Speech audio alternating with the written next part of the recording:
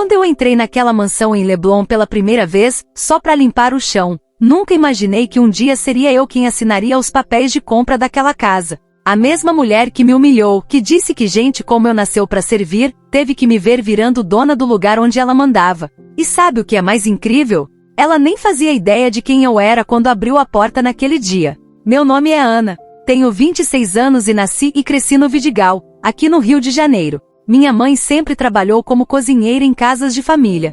Meu pai, eu nem conheci direito. Ele saiu quando eu tinha 3 anos. Cresci vendo minha mãe sair de madrugada, voltar de noite, cansada com as costas doendo. Ela sempre dizia, Ana, estuda. Não quero que você viva do jeito que eu vivo. Mas a vida não foi fácil. Parei de estudar no 2º ano do ensino médio porque precisava ajudar em casa. Meu irmão mais novo tinha asma, os remédios eram caros, e minha mãe sozinha não dava conta. Foi assim que aos 18 anos comecei a trabalhar como doméstica. Minha primeira patroa foi uma senhora simpática lá em Copacabana. Ela me tratava bem, me chamava pelo nome, perguntava se eu tinha almoçado. Fiquei lá por 2 anos, mas quando ela se mudou para Portugal, precisei procurar outro emprego. E foi aí que conheci a Dona Cláudia. A casa dela ficava em Leblon, numa rua arborizada, cheia de mansões enormes. Lembro que na entrevista ela mal olhou para mim. Ficou mexendo no celular o tempo todo. Perguntou se eu sabia passar roupa, cozinhar, limpar vidro. Eu disse que sim. Ela disse, você começa segunda, 8 da manhã. Não se atrase. E foi só isso. Nem perguntou meu nome completo. Todos os dias eu acordava às 5 da manhã. Tomava banho gelado porque o chuveiro do barraco era quebrado. Descia um morro correndo para pegar o ônibus das 6. O trajeto levava quase 2 horas. Ônibus lotado, gente empurrando, calor, cansaço. Eu ficava ali segurando firme no balaústre com o cheiro de café da padaria da esquina ainda na roupa, sonhando com uma vida melhor. Sonhando com o dia em que eu não precisaria acordar de madrugada para servir ninguém. Quando chegava na casa da Dona Cláudia, entrava pela porta de serviço. Sempre pela porta de serviço. A casa era linda. 3 andares, piscina, jardim com grama inglesa, móveis caros, quadros na parede. Eu limpava tudo. O chão de mármore, os lustres de cristal, os banheiros que eram maiores que o meu barraco inteiro. E enquanto limpava eu observava. Observava como eles viviam, como falavam, como se vestiam, como tratavam as pessoas. Dona Cláudia tinha uns 50 anos. Cabelo loiro, sempre arrumado, unhas feitas, roupas de grife. Ela mal olhava para mim. Para ela, eu era invisível. Eu era só a pessoa que limpava a casa. Nem bom dia ela dava direito. Quando precisava de alguma coisa, ela batia a palma. Literalmente batia a palma e gritava, Ana, vem aqui, como se eu fosse um cachorro. No começo, eu engolia. Precisava do dinheiro. Mas com o tempo, aquilo foi me corroendo por dentro. O jeito que ela falava comigo. O jeito que ela me tratava na frente das amigas dela. Um dia, elas estavam tomando champanhe na varanda, rindo alto, e uma delas derramou vinho na mesa de centro. Dona Cláudia bateu palma e gritou, Ana, limpa aqui rápido. Eu fui. Limpei. E enquanto limpava, uma das amigas dela disse rindo, Cláudia, você tem sorte de ter achado ela. Doméstica boa é difícil de achar. E a Dona Cláudia respondeu, ah, é verdade. Mas tem que ficar de olho, né? Porque essas meninas de comunidade às vezes somem com as coisas.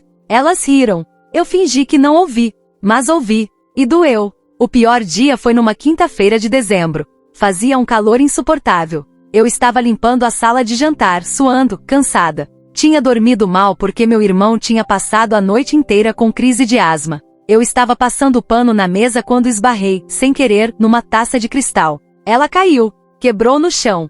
O barulho ecoou pela casa inteira. Dona Cláudia apareceu correndo, com o rosto vermelho de raiva. Ela olhou para a taça quebrada e depois para mim. E gritou, você é burra, ou quê? Essa taça custou mais do que você ganha em um mês. Você acha que eu vou pagar por isso? Vou descontar do seu salário. Eu tentei pedir desculpas, mas ela não deixou. Ela continuou, gente como você nasceu para limpar e nunca para mandar. Vocês não têm educação, não têm cuidado, não têm nada. Eu tô fazendo um favor deixando você trabalhar aqui. Eu fiquei paralisada. As lágrimas desceram sozinhas. Eu não conseguia falar. Ela virou as costas e foi embora, ainda resmungando. Fiquei ali, no meio dos cacos de vidro, me sentindo menor do que nunca. Aquele dia, eu chorei no banheiro de serviço. Chorei de raiva, de humilhação, de cansaço. Mas no meio daquelas lágrimas, algo dentro de mim mudou. Eu prometi pra mim mesma, nunca mais. Nunca mais ninguém vai me humilhar assim. Nunca mais vou limpar o chão de quem me trata como se eu não fosse nada. Naquele dia, eu decidi que ia mudar minha vida. Não sabia como, mas sabia que ia. Continuei trabalhando na casa da Dona Cláudia porque precisava do dinheiro, mas comecei a fazer algo diferente. Comecei a estudar. À noite, depois de chegar em casa, eu fazia aulas online gratuitas de administração, empreendedorismo, gestão. Minha mãe achava loucura. Ana, você tá cansada, vai dormir. Mas eu não conseguia dormir sabendo que tinha ficado parada. Percebi que eu era boa no que fazia. Eu limpava bem, era organizada, pontual, cuidadosa. E comecei a pensar, por que eu não faço isso por conta própria? Foi aí que tive a ideia de montar um pequeno negócio de limpeza. Nada grande, só eu e uma amiga minha, a Júlia, que também trabalhava como doméstica. Começamos devagar. Fizemos um panfleto simples, imprimimos na Lan House e espalhamos pelos prédios de Copacabana e Ipanema. No começo ninguém ligava, mas um dia, uma senhora me ligou. Ela precisava de alguém para fazer uma faxina completa no apartamento dela. Eu e a Júlia fomos. Fizemos o melhor trabalho possível. A senhora ficou tão satisfeita que nos indicou para outras 2 amigas. E foi assim que começou.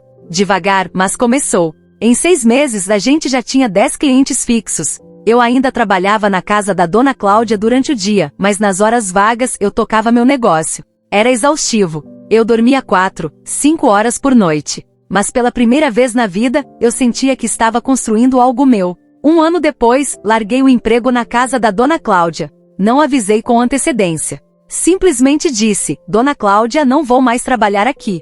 Ela ficou surpresa. Perguntou se eu tinha arrumado outro emprego. Eu disse não. Eu abri minha própria empresa. Ela riu. Não foi uma risada maldosa, foi uma risada de descrença. Como se eu tivesse contado uma piada. Ela disse, ah tá, boa sorte então. E foi só isso. Ela nem imaginou que aquilo ia dar certo. Mas deu. Nos 2 anos seguintes minha empresa cresceu. Eu contratei mais 5 funcionárias. Todas mulheres, todas da comunidade, todas que, como eu, precisavam de uma chance. Eu pagava bem, dava vale transporte, vale alimentação, tratava todo mundo com respeito. Porque eu sabia como era ser tratada mal. Comecei a atender condomínios de luxo. Fiz parcerias com administradoras de imóveis. Profissionalizei tudo.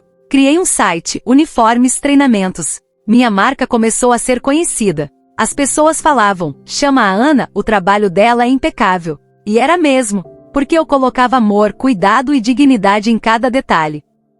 3 anos depois de ter saído da casa da Dona Cláudia, eu tinha uma equipe de 20 funcionárias, uma van própria com a logo da empresa, e um faturamento que eu nunca imaginei ser possível. Eu ainda morava no Vidigal, mas agora eu tinha condições de reformar o barraco da minha mãe. Coloquei piso novo, chuveiro quente e geladeira nova. Vi minha mãe chorar de felicidade. E aquilo valeu mais do que qualquer mansão. Mas o destino ainda tinha uma surpresa para mim. Foi numa manhã de setembro. Eu estava no escritório que aluguei em Botafogo quando recebi uma ligação de uma corretora de imóveis. Ela disse que tinha uma cliente que estava vendendo uma mansão em Leblon com urgência. Precisava de uma faxina completa antes de colocar à venda. Era um trabalho grande, ela pagaria bem. Aceitei na hora. Agendamos para 2 dias depois. Quando cheguei no endereço, meu coração quase parou. Era a casa da Dona Cláudia. A mesma casa onde eu trabalhei. A mesma casa onde fui humilhada. Pensei em ir embora, mas respirei fundo e toquei a campainha.